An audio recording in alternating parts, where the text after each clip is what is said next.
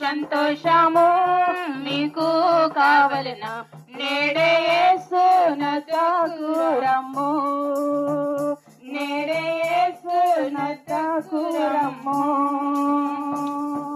సంతోషమే సమాధానమే సంతోషమే సమాధానమే సంతోషమే సమాధానమే చెప్పనా సఖ్యమైన సంతోషం చెప్పనా సఖ్యమైన సంతోషం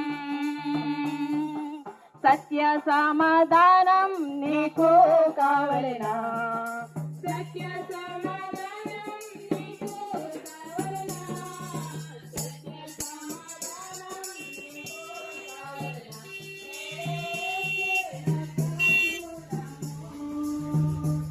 కావలెనా ఆయన తన రాజ్యంలోనికి తన మహిమలోనికి తీసుకెళ్ళడానికి ఇష్టపడుతున్నాడు.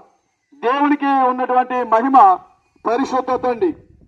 పరిశుద్ధత కలిగిన జీవితాన్ని భూమి మీద ఎవరైతే జీవిస్తారో వారిని దేవుడు తన రాజ్యంలో జ్ఞాపకం చేసుకుంటున్నాడు.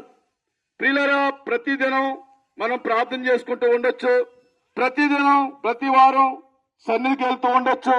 అయితే ఇంకా పాపం మానకుండా జీవిస్తే గనక పరిశుద్ధత లేనట్టే.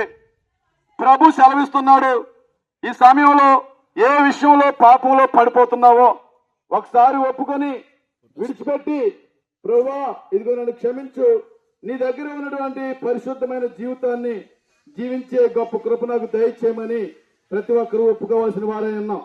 ఒకప్పుడు నేను కూడా అనేక రకములైనటువంటి పాపముల్లో పడిపోయి దేవుని మహిమను పొందలేకుండా జీవిస్తున్నటువంటి సమయంలో ఆ ప్రభు వాక్యం నన్ను దర్శించింది, నాతో మాట్లాడింది. నిజమేనయ్యా, నన్ను క్షమించండి అని ఒప్పుకొని విడిచిపెట్టినప్పుడు మరలా దేవుడు తన శక్తిని నన్ను నింపాడు, తన మార్గంలో నడిపిస్తూ ఉన్నాడు. ఇప్పుడు ఏ సమయంలో మరణించిన ఆయన రాజ్యంలోకి వెళ్తాన్న ఒక ధైర్యంతో, ఒక నిశ్చయతతో బ్రతుకుచున్నాం. అదే నిశ్చయతతో మీరు బ్రతకాలని ఈ మాటలు సెలవిస్తున్నాం. ఎందుకంటే యేసుక్రీస్తు రాకడ అతి సమీపంగా ఉంది. ఆయన త్వరగా వచ్చున్నాడు. ఆయన వచ్చే సమయానికి అందరూ కూడా మారు మనసు పొంది పరిశుద్ధమైన జీవితం కలిగి ఆయన మహిమను పొందుకొని ఎత్తబడేవారుగా, ఆయన యొద్దకు వెళ్లేవారుగా ఉండాలని ఈ మాటలు